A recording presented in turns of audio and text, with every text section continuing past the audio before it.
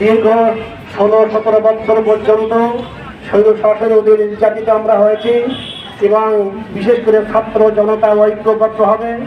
জুলাইয়ের 1 তারিখ থেকে শুরু করে এই আগস্টের 5 তারিখ পর্যন্ত 36 দিন তারা সংগ্রাম করে, চেষ্টা সাধনা সংগ্রাম করে, বহু ব্যক্তি শাহাদত বরণ করে এবং প্রায় 40,000-এর মতো আহত হয়ে তারা দেশকে নূতনভাবে স্বাধীন করেছে। যদি আমরা এই স্বাধীনতার ফল ভোগ করা আমাদের দরকার। কেন তারা এই কষ্ট চেষ্টা সাধনা করেছিলেন, জান দিয়েছিলেন, মাল দিয়েছিলেন, তাদের চক্ষু হারিয়েছে, হাত হারিয়েছে, পা হারিয়েছে, তারা আজকে চলতে পারে না। আমি ওই আমাদের মহাসমাবেশে গিয়েছিলাম, সেখানে কয়েকজন ব্যক্তিকে দেখেছি যে তারা হাঁটতে পারে না ভালো করে, লাঠি নিয়ে হাঁটাহাঁটা করে। আমি জিজ্ঞেস করলাম যে তোমাদের এই অবস্থা কেন? বলে এই আমাদের আন্দোলনে এই অবস্থা হয়েছে। চিকিৎসা হচ্ছে কিনা? বলো চিকিৎসা হচ্ছে না।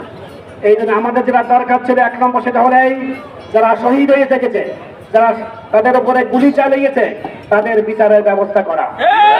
দৃশ্যমান বিচার আমরা দেখতে পাচ্ছি না।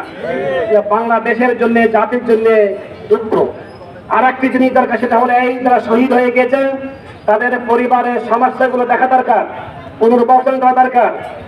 এদিকেও কতটুকু হয়েছে না হচ্ছে এটা আমাদের চিন্তা করা দরকার, এবং সেটা এখনো পর্যন্ত হয়নি।